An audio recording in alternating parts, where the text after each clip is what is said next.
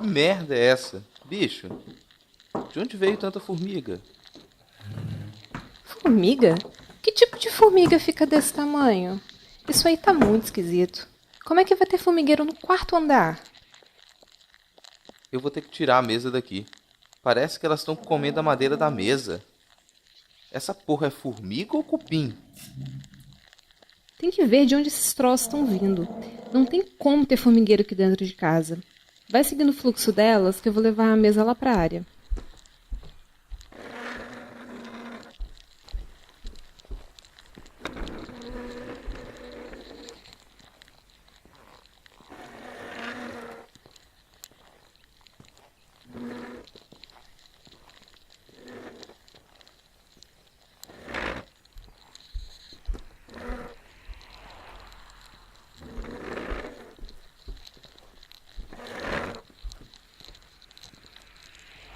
Acho que elas fizeram um ninho no tampo da mesa. Que desgraça! Não para de sair bicho dessa porra!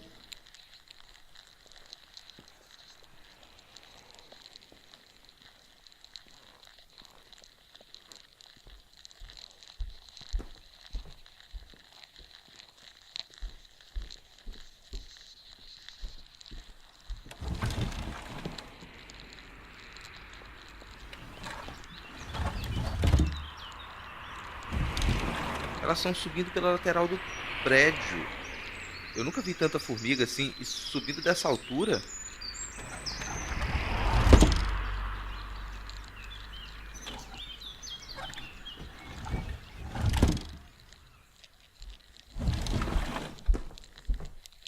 Pior que não adianta fechar a janela que elas passam pelas frestas. Eu tô achando que elas fizeram buraco no concreto.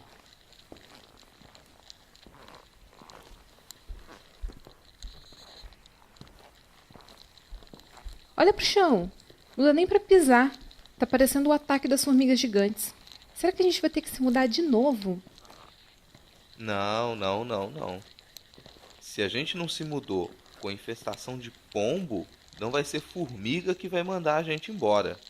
A gente tem internet, a gente vai conseguir uma solução. Tá, vou dar uma olhada nos outros cômodos. Espero que elas não tenham invadido o quarto do... Coiso! E é feito de tinta acrílica, né? É, orgânica. Tudo muito orgânico, muito natureza. E não pode tocar, tá? Don't touch, it's art.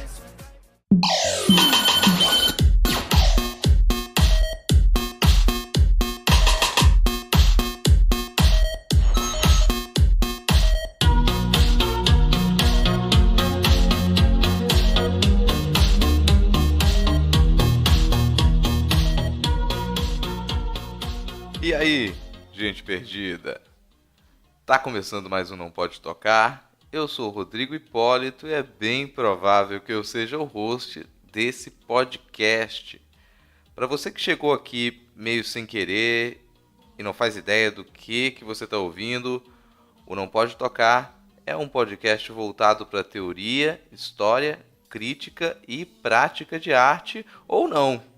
A gente tenta lançar episódios toda semana, mas no fim das contas, nossa periodicidade se resume a quando der. Mas que tipo de coisa você vai receber de vez em quando, caso você assine o nosso feed pelo agregador ou pelo e-mail? Primeiro, os nossos episódios oficiais, que são divididos em temporadas. Essa é a nossa primeira temporada, porque a gente nasceu ontem praticamente. Para começar, a gente pensou em fugir um pouco do formato de mesa redonda, que é a base da maioria dos podcasts, e brincar um pouco com edição, captação e formatos. Os primeiros episódios foram de leitura de crônicas, com comentários e indicações das criaturas que compõem o Não Pode Tocar. Cada episódio oficial se inicia com um pequeno audiodrama, e essas historinhas têm continuidade de um episódio para o outro. Aliás, é bom lembrar que é interessante você usar fones de ouvido nesse ponto, para poder aproveitar melhor a ambientação. Enquanto a gente pensava esses primeiros episódios oficiais, aos poucos surgiram alguns spin-off. O primeiro foi o Não Pode Chorar, que é como nós chamamos os episódios em que uma das criaturas reclama da vida e conta as desventuras muito loucas, desagradáveis e às vezes bem-humoradas dessa vidinha. O segundo spin-off nós chamamos de O Manda Áudio, que é como nós recebemos mensagens de áudio, textos, desenhos, vídeos, fotografias e objetos de ouvintes e tentamos dar uma resposta criativa. Provavelmente vem um terceiro formato de programa nas próximas semanas, mas eu não vou prometer para não dar errado. O fato é que um dos nossos principais interesses ao fazer podcast é experimentar essa mídia, brincar, se divertir e, ao mesmo tempo, produzir conteúdos que falem um pouco sobre o mundo das artes pela ótica da galera das artes. Das criaturas que formam o Não Pode Tocar, tem tanto gente com formação e alguma experiência na área, quanto quem trabalha em outras áreas e começou a se aproximar de artistas há menos tempo. Foi um bom resumo? Eu espero que sim, porque por mais que a gente explique por aqui, se você não se perder, você não vai entender nada. Seguindo com o programa e falando de mudanças de formato, hoje a gente tem um convidado, entrevistado, participante. Vocês vão conhecer um pouco do trabalho do Arian Mota. Olá, meu nome é Arian Mota, eu sou um artista multimídia e designer gráfico formado na UFES agora em 2018 e desde 2012, 2013 eu comecei a fazer produção musical. Eu tenho trabalhado geralmente ou com música ambiente, para não meditação exatamente, mas uma música mais contemplativa, ou tenho ido na linha de música mais pop ou um pop mais experimental, tentando mesclar várias influências que eu tenho. E eu passei no edital da Secult, o 2016, Secult do Espírito Santo, e lancei recentemente um EP chamado Toy Box. Ele está disponível em todos os canais, Spotify, iTunes, e Deezer, YouTube também. Como o Arian disse, ele está lançando seu primeiro EP, o Toy Box, e as faixas estão na trilha desse episódio. Se você quiser ouvir as músicas completas e com calma, os links para o Spotify, para o YouTube e para o Deezer estão na descrição do episódio, assim como o link para você vasculhar os demais trabalhos dele. E para nos ajudar na recepção calorosa ao Arian, estão aqui conosco Fabiana Pedroni, Alana de Oliveira e Tiwi. Oi, Tchapós, aqui é a Fabiana Pedroni. Eu já aviso que eu entendo tanto de música quanto de dança contemporânea, ou seja, eu vim aqui só para acrescentar alguns comentários, porque eu gosto muito do trabalho do Arian e eu já acompanho de perto e de longe já de longa data. Hello, hello, hello! Eu sou a Alana e eu tô aqui para comentar o trabalho desse lindo, talentosíssimo que é o Arian.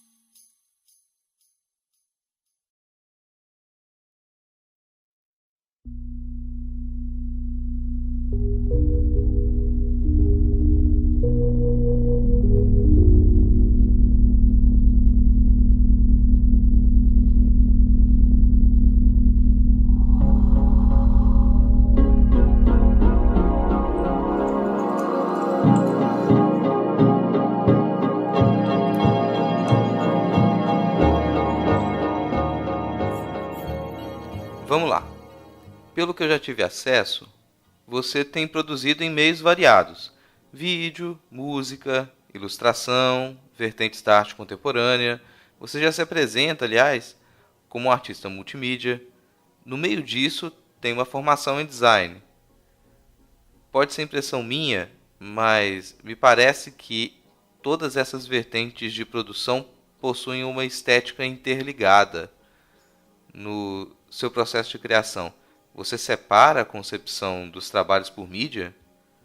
Você enxerga a sua produção dentro de um projeto maior ou considera que cada trabalho é fechado, independente? Devido a essa minha formação acadêmica em design, eu acredito que eu tento sempre explorar o lado visual e o lado musical, um complementando o outro, né? No trabalho Toy Box, por exemplo, eu peguei influência do grupo Memphis, que é um grupo italiano de design dos anos 80, que está enquadrado dentro do grupo pós-moderno, né, por muitos pesquisadores. E eu tento, com a música, imaginar o que seria a tradução desse movimento pós-moderno na construção da música. Então faço uso de, vamos supor, o Memphis faz uso de cores alegres e cores primárias e nonsense, esse jogo de algo meio aleatório. Então eu tento trabalhar esses elementos na música, na construção da música, instrumentos que são um pouco caóticos, uma melodia às vezes distorcida, sabe, coisas que não deveriam estar ali no lugar. Eu tento realmente fazer esse link. E foi o tema do meu TCC na UFES, foi exatamente diálogos estéticos entre design e música num projeto multimídia. Como você falou, né, eu tento sempre fazer eu enxergo essa minha produção dentro de um projeto maior, sim, enxergo. E hoje em dia eu tenho tentado mesclar, além da produção visual, de ilustração, produção gráfica das fotos, print art e a música, também pensar na performance, como que a performance se encaixa nisso. Então eu acho que é muito bom para o artista não ficar estagnado, não se delimitar, sabe? Tentar explorar o máximo de mídia possível, sabe? Eu acho que é saudável para um ciclo criativo mais diversificado.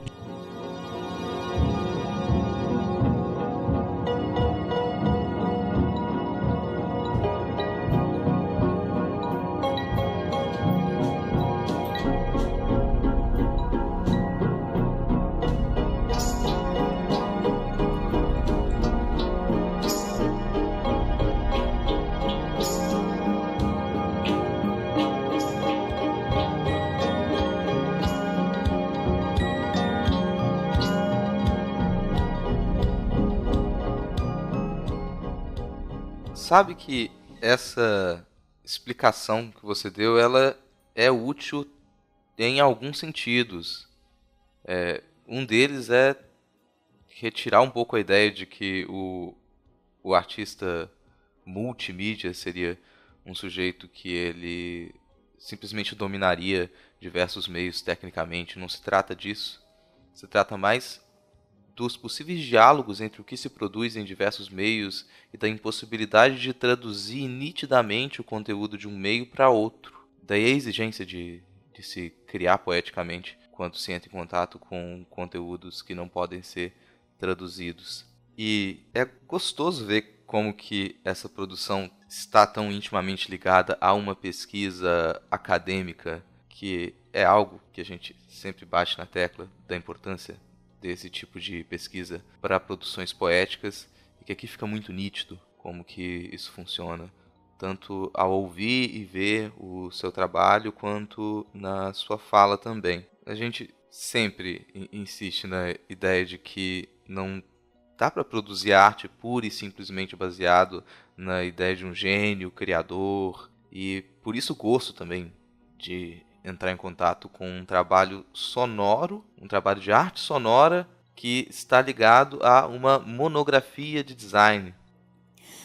TCCs. Todo mundo odeia no começo, mas a pesquisa ela é uma coisa que coloca a gente em conexão com outros conteúdos, né? Força a gente a entrar num ritmo de encontrar outros diálogos, outras conversas. E é interessante, Ariane, que você diz dessa comunicação que ela se torna mais rápida, né? Cada vez que a gente consegue se valer desses encontros e trocas com o outro de um modo mais produtivo, o nosso trabalho também vai se modificando. quando ouvimos um álbum, nem sempre a gente se atenta para todo esse processo de criação, todo esse entorno que você comenta, né?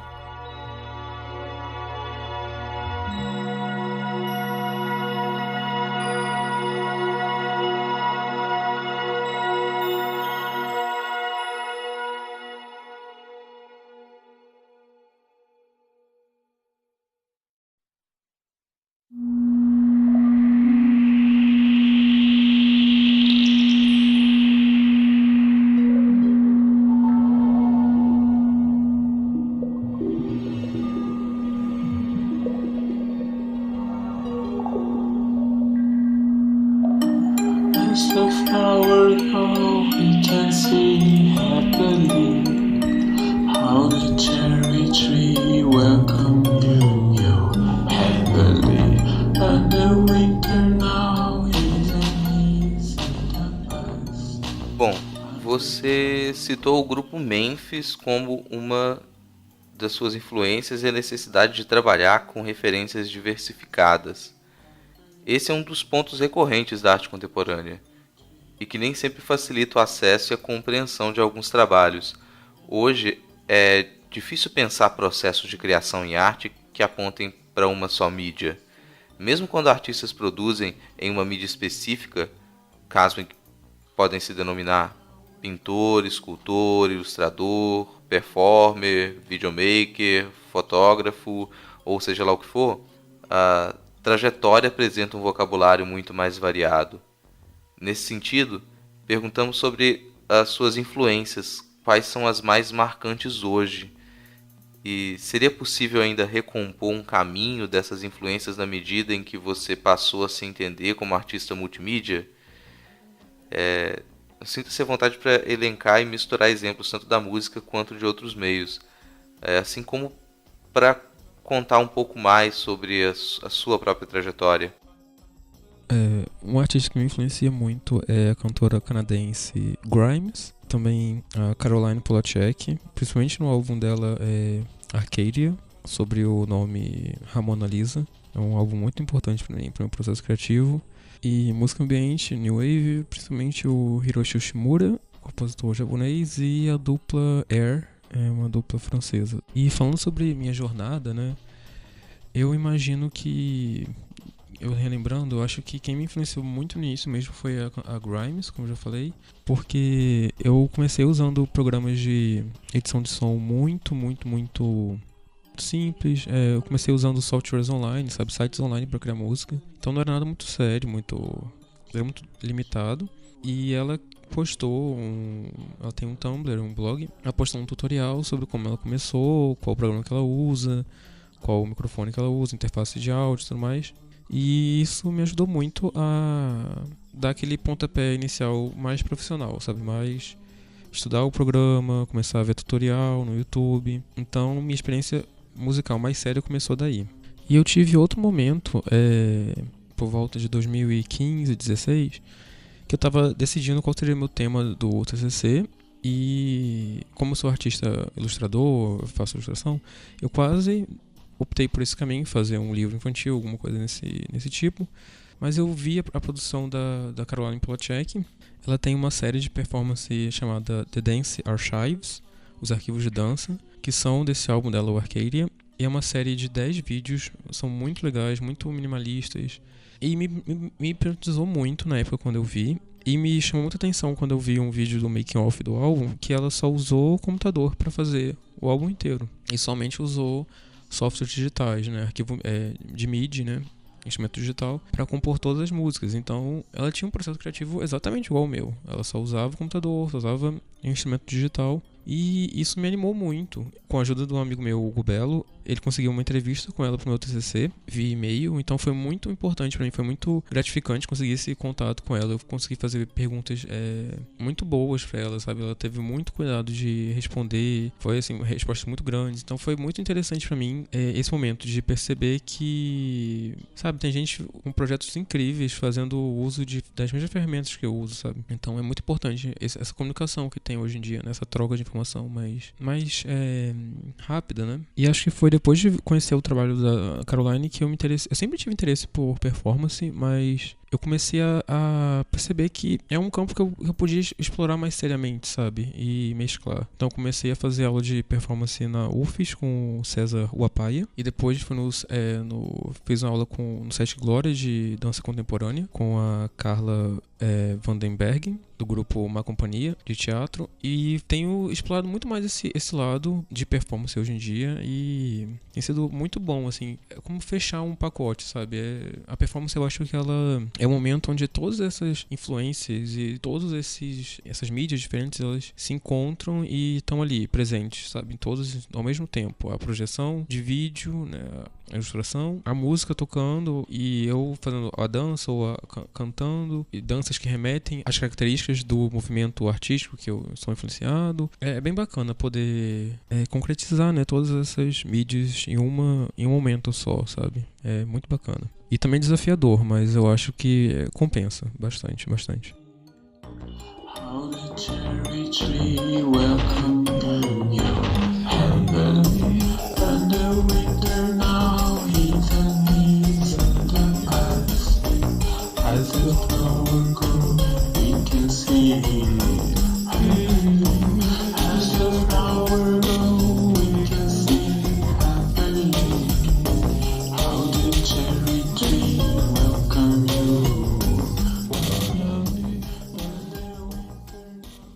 Isso é uma coisa que, quando a gente pensa em retrospecto, chega a ser engraçada. A gente está tão habituado desde criança a receber influência de produtos bem acabados, tecnicamente refinados, sem pensar muito a respeito do que significa esse tecnicamente refinado e bem acabado. Por que a gente julga esse produto como um produto refinado e outro não? E quando a gente percebe que essa estética refinada, ela representa alguma coisa, ela representa ideais de pureza, ideais do que é mais nobre, do que é superior, enquanto aquilo que é tido como não refinado representa algo sujo, algo pobre e invendável. É, de certa maneira, libertador quando a gente percebe que a gente pode produzir e que o nosso objetivo não precisa ser produzir algo tido como limpo, como nobre, refinado e caro. Quando a gente encontra referências que não são simplesmente mercadológicas, isso é libertador. E é como se pela primeira vez a gente percebesse o que interessa no nosso entorno, à nossa volta. E é justamente desse entorno e desse processo que eu comentei antes na sua fala, na segunda pergunta.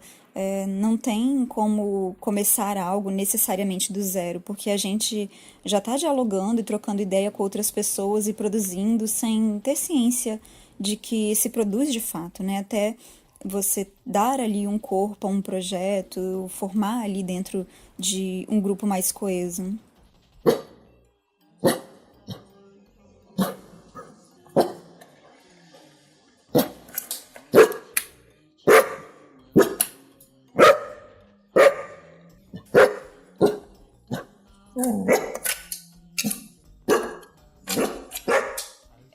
Essas suas influências, elas são geograficamente muito dispersas, né? Isso talvez seja parte da estética que você promove também, porque são misturas de coisas, de pontos muito diversos do globo, que só são possíveis dessa maneira hoje com a comunicação que a gente tem.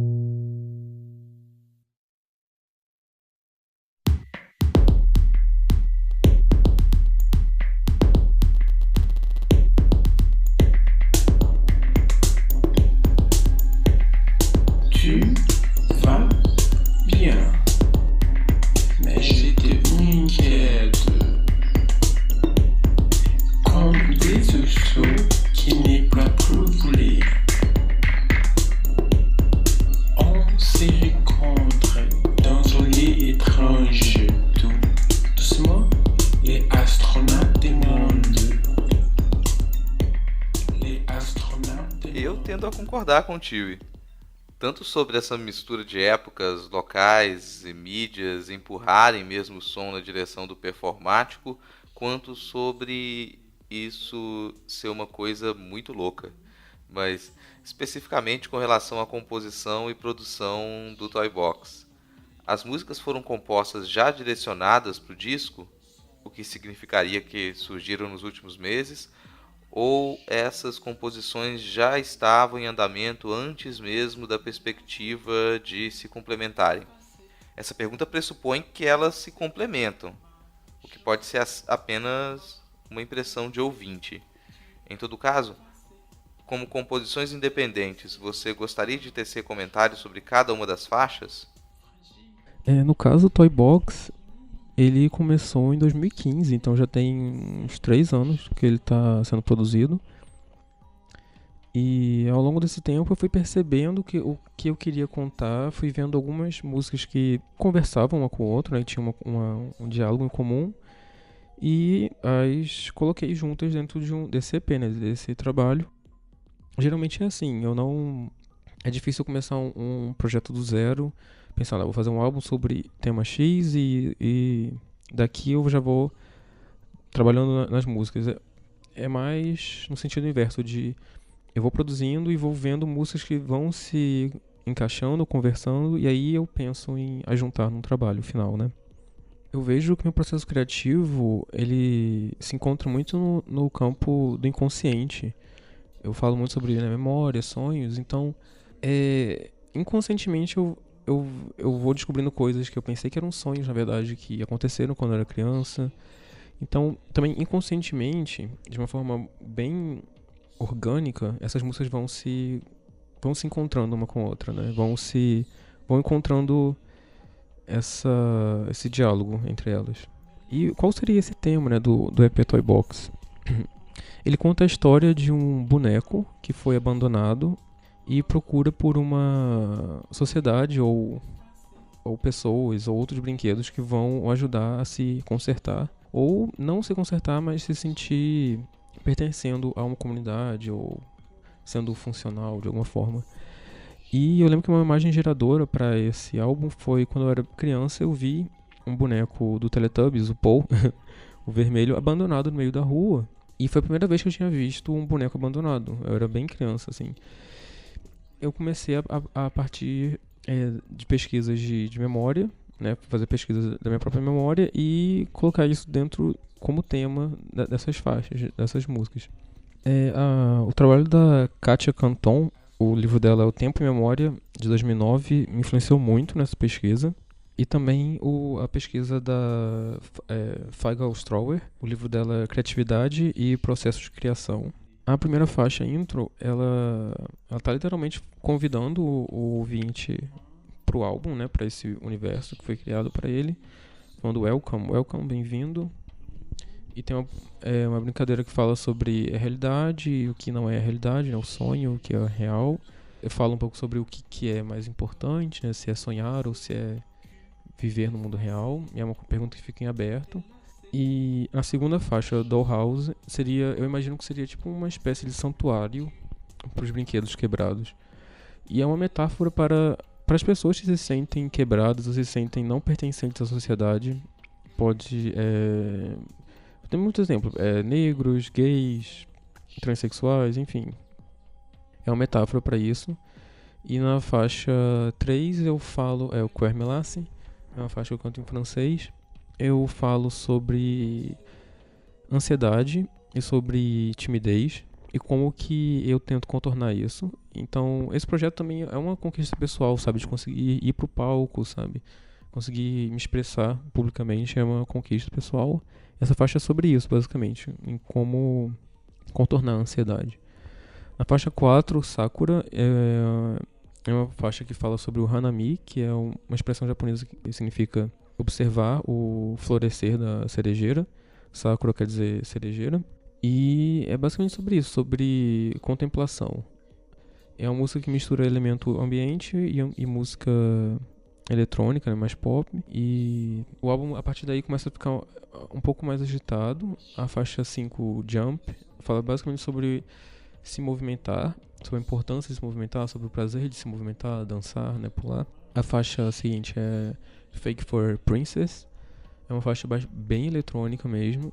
E Fake for pele falsa, né, como aqueles casacos de pele falsa. E essa música fala sobre o prazer de se vestir de formas estranhas, sabe? E durante a performance eu faço uso de roupas experimentais, né, roupas bem bizarras até.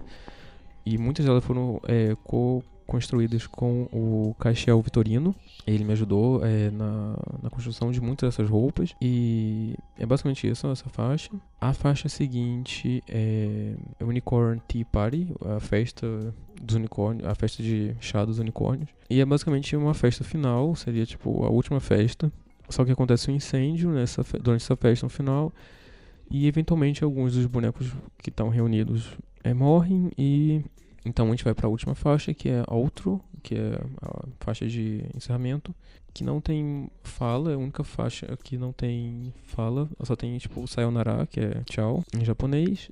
E é uma faixa que eu tentei remeter a uma sensação de estar no espaço, ou indo para um paraíso, ou alguma vida após aquilo. Então eu já estou trabalhando no Toy Box 2, que é basicamente o que seria essa pós-vida para um boneco abandonado. É basicamente isso, acho que eu falei sobre todas as faixas. De marcher sous les soleils, nous sommes en train de marcher sous le soleil, comme la sécu d'effacer ou de lasser ma chanson, comme la sécu d'effacer ou de lasser ma chanson, corps fragile. Eu tenho que confessar que das 2 primeiras vezes que eu ouvi o EP, isso deu uma bagunçada na cabeça, porque eu já conheço um pouco do seu trabalho como ilustrador, então quando eu ouvia as canções, eu imaginava um cenário com as suas ilustrações, com os personagens que você cria, mas isso não significa que as ilustrações estivessem submetidas ao som. Quando eu retorno para ver as ilustrações, eu continuo a acompanhar o som continua na minha cabeça, quer dizer, o que também não significa que fosse uma trilha sonora para as ilustrações, porque as personagens que eu imaginava enquanto ouvia as canções não são exatamente aquelas que estão na ilustração. No fim das contas deu uma fritada na cabeça, mas aí eu me lembrei de alguns videocolagens que você fez com animações, e talvez seja isso, talvez a solução para mim enquanto escuto o EP seja imaginar animações. Talvez eu tenha até criado uma expectativa por futuras animações. Meu Deus, é muito plot twist a todo momento. Você fica sem chão. E essa imprevisibilidade, ela vai se tornando mais efetiva, envolvente, na medida em que essas faixas avançam, né, do álbum. A conexão com uma linguagem mais diversificada certamente contribui para que a gente pare de querer prever, de se preparar para o que vem em seguida dentro dessa narrativa e se deixe, de fato, levar pelos conflitos da música, da construção ali. É bem interessante esse cenário sonoro que você compôs, né, para o Toy Box, com as suas ilustrações. Na medida que você vai falando, dá para ir imaginando os personagens, as ilustrações. Eu dei uma olhada no seu TCC também. E é realmente bem, bem bacana como que você compôs tudo. E no fim das contas a gente tem quase uma micro-ópera lo-fi, né? A gente tem uma história e tudo. Corps fragile, très timide pour chanter cette chanson.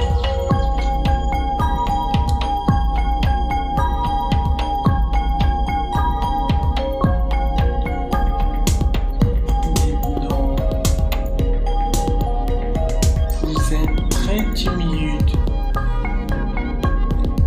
cœur menaceux, cœur menaceux.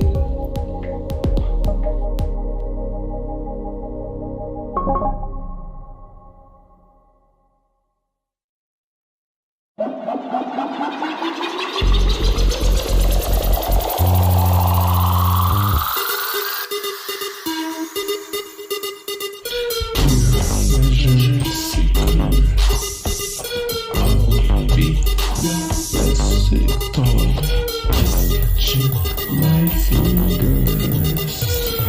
An illusion and decoy. I'm with my own, I'm with myself, I'm with my ego. Apesar da estética da precariedade ser quase uma constante na arte contemporânea, eu acredito que nenhum de nós já teve muito contato com a cultura lo-fi especificamente voltada para a música, ou tenha se aprofundado muito em algumas frentes, as quais me parece que você já esteja conectado, como Vaporwave e Smooth Jazz. Você poderia indicar outros conteúdos que seriam auxiliares para quem quiser se aproximar dessas estéticas? Eu não sei. Vaporwave, eu realmente não sei se é exatamente a minha estética. Smooth Jazz, eu não sei. É difícil se enquadrar. Mas eu acredito que Vaporwave talvez eu esteja mais ligado à estética Vaporwave no primeiro EP que eu lancei, que se chama Holograma. Ele tá no Bandcamp, mas futuramente eu pretendo esse ano colocar ele também no Spotify, etc. Bom, sobre lo-fi, eu tenho um site muito legal que se chama Bedroom Producers Blog. Se eu digitar Bedroom Producers Blog, é um site que tem muito para quem quer produzir de uma forma lo-fi, né, com programas de graça ou muito baratos. É um site muito bom, que ele te dá exemplos, né, de onde baixar esses plugins e outros instrumentos digitais. A grande parte do que eu uso é de graça, assim, são pouquíssimos instrumentos digitais que eu comprei. Hoje em dia dá pra achar muita coisa na internet, tipo, tem uma comunidade enorme de youtubers que fazem conteúdo pra, tipo, de tutorial, pro programa. Eu uso o Ableton Live, a versão 9 dele. É um programa muito amplamente conhecido, assim, muito usado profissionalmente. E tem muito tutorial nele. Eu acho que deveria ter mais tutorial em português. É um pouco difícil. Eu me proponho talvez a fazer daqui a um tempo um tutorial em português dele. Porque tem muito pouco. A maioria que você encontra é em inglês. E pra explicar um pouco, né, o que exatamente é o termo lo-fi, é low fidelity, ou seja, baixa fidelidade. Não se preocupar em ter aquele som completamente limpo ou completamente masterizado de estúdio, porque é um estúdio caseiro, a minha produção, pelo menos, é feita em casa. Então a qualidade do som não vai ser 100% polida ou 100% acabada, mas essa é a própria estética, sabe? Ter pequenos errinhos ou pequenos sons no fundo, ou essa textura. Tem muito artista que bota textura pra parecer que é uma produção lo-fi, sabe? Pós-edição de ruídos pra que a música fique com essa fidelidade baixa, né? Com o ruído mesmo, né? Com aquele granulado de vinil.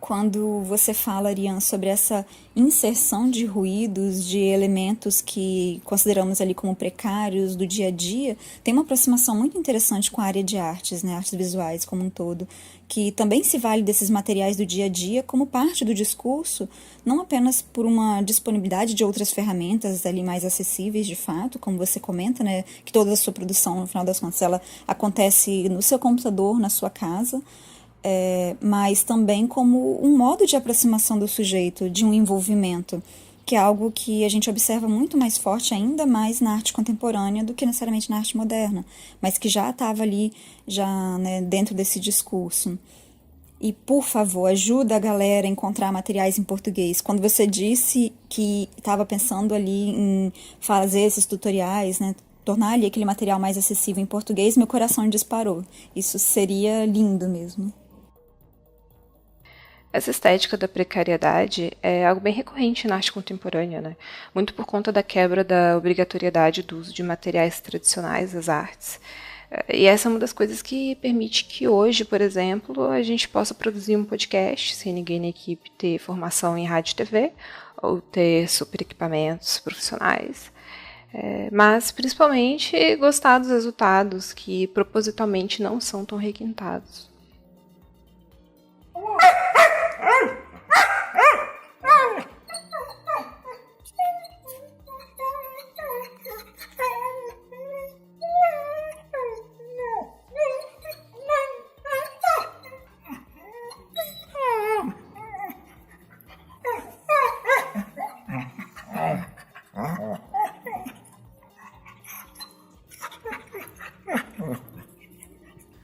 Tio.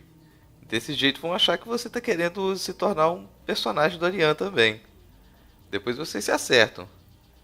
Para encerrar, Arian, diga como os ouvintes podem te encontrar e fazer contato, comprar e ou acessar seus trabalhos e mais quaisquer indicações que você considerar interessante. Muito obrigado por contribuir com a gente e eu vou ficar na expectativa de que você volte em outros episódios para falar dos seus trabalhos em outros meios também. Para quem quiser seguir meu trabalho, eu tenho rede social, Facebook, Instagram e Twitter. É só procurar Arian Mota. No Instagram é Arian_Mota com 2 T's. No Twitter é Arian Mota, tudo junto. Facebook é Arte Arian Mota. Daqui a pouco vai sair a versão física do CD, do Toy Box. Vocês podem ouvir eles em qualquer plataforma digital. É só procurar Toy Box Arian Mota, vai achar em qualquer plataforma, Spotify, Deezer, YouTube e iTunes, etc. Muito obrigado pela oportunidade aqui de participar do podcast e até uma próxima.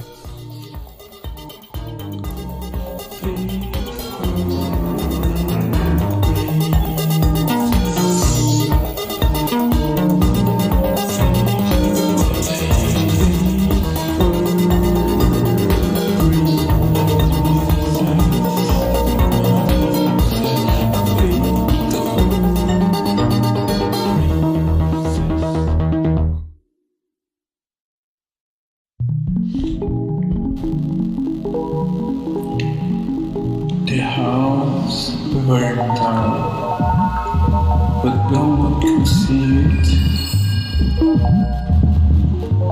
The house burned down,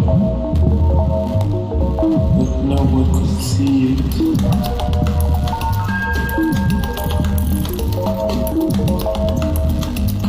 Those little toys, discarded were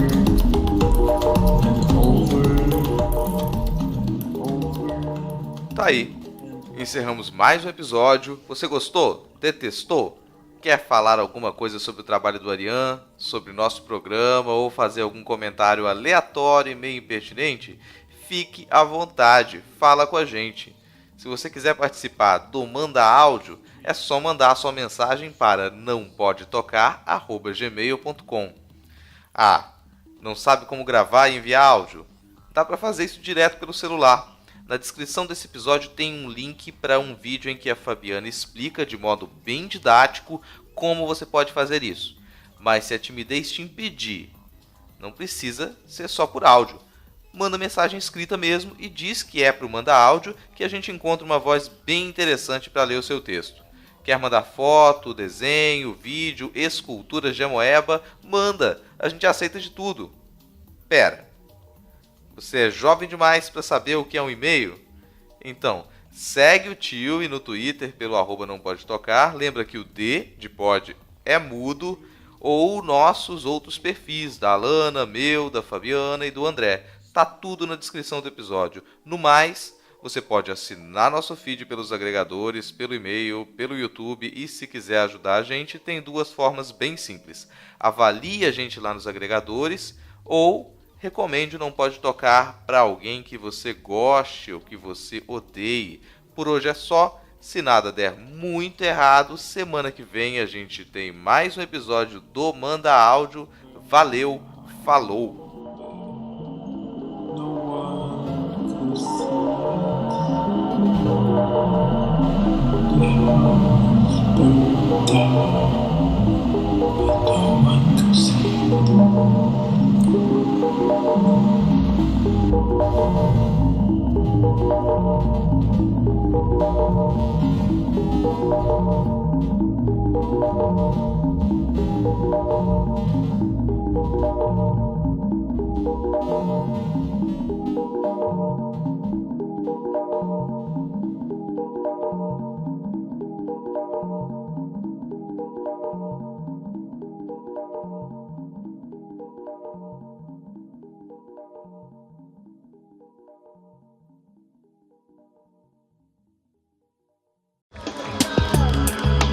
Miss Vanjie, Miss Vanjie.